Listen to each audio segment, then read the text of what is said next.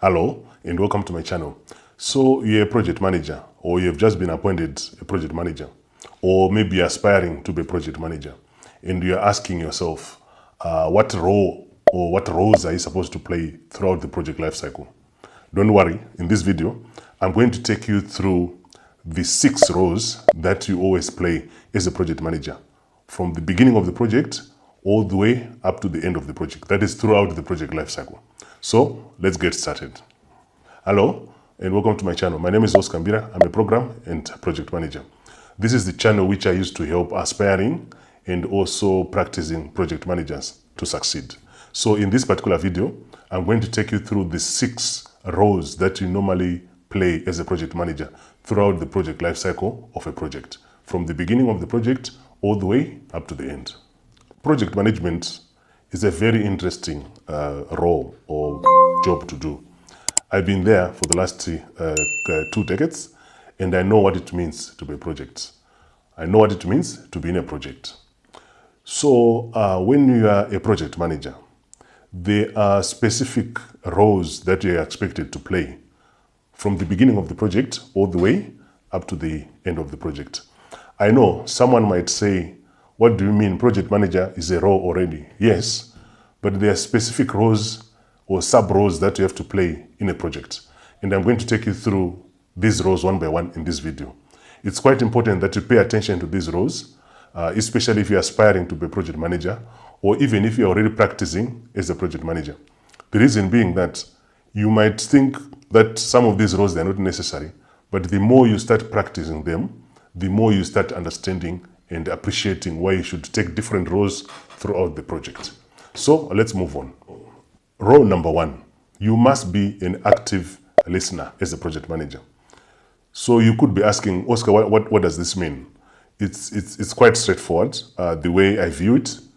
If you're a project manager, I would advise that you spend more time listening to any stakeholder in the project, even your project members, even your project team managers. So you might be asking, what is a stakeholder? A stakeholder is any group of people, any individuals, any business, any organization that is going to be affected by the project, or that has already been affected by the project, or that is perceived to be affected by the project, or anyone who has got interest in the project. We call them stakeholders. So as a project manager, you must be very good at listening to your stakeholders. The reason why you have to listen to these stakeholders, there are so many reasons. One of them is you want to get as much information as possible. For example, you might get a risk identified by another stakeholder, and then they can let you know. You might even get an issue being identified also by a stakeholder, and you get to know about it. Or maybe you might be able to get how to respond to some of these risks in a project from your project stakeholders or project members. If you want to understand more about risk responses, I have a video on risk responses. You can also watch it on my channel. I'll also leave a link in the description below.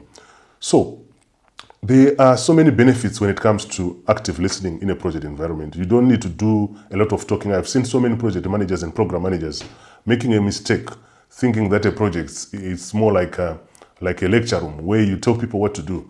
Every meeting is supposed to be a discussion, but it will end up as an instruction session. Don't make that mistake. Always be listening to all the stakeholders in a project, whether internal or external. That is very, very important, and it will help the project to be successful. Number 2, you must be an initiator. So you might be asking, Oscar, what is an initiator? If you're a project manager, there are certain cases where there's a lot of information coming in from all the angles, from all the stakeholders, but you're not moving forward, or you're not making use of that information.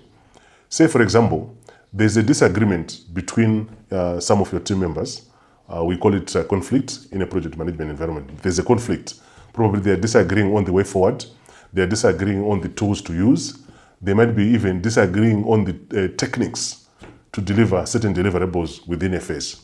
Number 2, so as a project manager, as soon as you get to understand, as soon as you get to hear this information, it is very important for you to initiate a discussion session. Previously, it used to be face-to-face because so many people used to work in the same building and so on and so forth. But due to the current technology and also to the current environment, we are now using online meetings, video calls, and so on and so forth. So as a project manager, you should be able to initiate some of these discussions. Otherwise, no one else in the team might have might put effort to initiate these discussions. So as a project manager, one of the roles you're going to play throughout the project is to be an initiator of any discussion, any decision, even any meetings, any document, any plans, and so on and so forth. So you should be ready to be an initiator of any of these items coming through the project. That is very, very important. As a project manager, you're expected to be facilitating most of the project activities in a project. So you could be asking, what does facilitate mean? Say, for example, there's a decision to be made. It's taking long, either from the vendor, who is external, or from the internal members of the project. As a project manager, you should learn to facilitate the decision-making of that issue. You should learn even to facilitate brainstorming sessions. I've done it in my projects. A number of my project members will come, like one of them when we're doing a software project, they would come and say, I don't think the way we are going to clear or we are going to create this solution is the best. I think it should be done this way. Then you find another group coming in with a different idea altogether. So what I will normally do is to facilitate a discussion meeting or brainstorming meeting so that we go through each and everyone's idea. At the end of the day, what I have normally seen is we might end up with a well-polished idea, even if they started with two different angles, but polishing one of them or combining one of them ended up giving us a better solution. So as a project manager, you should always be facilitating anything that comes through your desk in a project environment. It could be facilitating a decision. It could be facilitating even a general meeting. It could be even facilitating invoice payment. It could be even facilitating contract awarding to vendors. It could be even facilitating selection of project members. It could be technical members. It could be non-technical members. You can also even facilitate discussions with functional managers who are going to provide resources into the project. So it is very important that as a project manager, you also play this role. There is no fast rule. There's no fast rule to say you should play it in this particular phase, you should play it in this particular stage. No. It depends on the situation. There are cases where you find it's very necessary for you to be a facilitator, especially when there's some conflict in the project team. You just have to make sure that you facilitate for the team to work in harmony, for the team to work as one team. That will help the project to be successful. Then, the fourth role that is expected as a project manager, it is to be able to be a negotiator. I can tell you, you can't be a project manager if your negotiation skills are not that good. You need to be a very good negotiator for you to be a successful project manager. That is very, very important. You negotiate contracts, you negotiate resources with functional members, you negotiate payments, and so on and so forth. So you should always polish and make sure that as a project manager, you're a very good negotiator. So the next role that you're expected to play as a project manager from the beginning of the project all the way up to the end of the project is to be a coach or mentor. So how do you become a coach or mentor? It means you have to assist others, especially your project team members, to achieve what they want to achieve. You also need to listen to their problems and then you advise them what to do. Some of them, they might be even lacking some skills. You can also advise them what courses to do. You can also advise them what skills, what knowledge to acquire. So being a coach is very important because you want someone to achieve their tasks in the project. That is also going to help the project. So how do they achieve?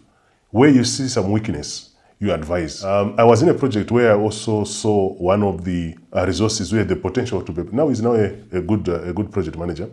So I had to sit with that person because he had some leadership skills which I could see.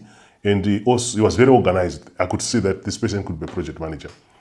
So it is also one of the roles that you have to play. You must be a coach in a project environment. You must mentor someone in such a way that when you're not there, at least someone can even run the project, at least someone can make progress until you're big. That is very, very important as a project manager. Then the last but not the least is being a working team member. That role is very, very important. I've seen some project managers who are always shouting at their members, even if technically they have the skills to do that. So sometimes you have to roll up your sleeves. Sometimes you have to roll up your sleeves and you start assisting the team in the project work. For example, I've seen someone in ICT who became a project manager, and the programming knowledge was still within the project manager's skills. I saw that person sitting with the programmers, brainstorming on a solution, trying to review some code, trying to see if a solution is appropriate or fit for purpose for the client. So there are also some cases as a project manager, you need to go into the trenches to help the team and to progress the project. That is very, very important. So let us now summarize the roles that you're expected to play as a project manager from the beginning of the project all the way up to the end of the project, what we call the project life cycle. So the first one, you're supposed to be an active listener. Listen to your team, listen to any stakeholders, get advice from anyone, listen to anyone who's bringing in any risks, listen to anyone who's bringing in any issues. You are also supposed to be a facilitator. Be able to facilitate any situation. It could be even a disagreement on some solution. It could be some invoice payments. It could be some contract. Be able to facilitate, be able to bring people together, all the stakeholders together, all the project members together, then come up with a way forward. That will help to progress the project. It doesn't facilitate stalling of the project. So it's very important that you do that. Then you are also supposed to be a good negotiator. I'm yet to see a project manager who doesn't negotiate. I can tell you from my projects, I negotiate for someone even to join the project from the functional team members. You also negotiate contracts. You even negotiate change requests. If you want me to create more videos based on the concepts or the ideas that we have gone through, or you have any clarification that you need, reach out to me or let me know in the comment section below. Thank you for watching.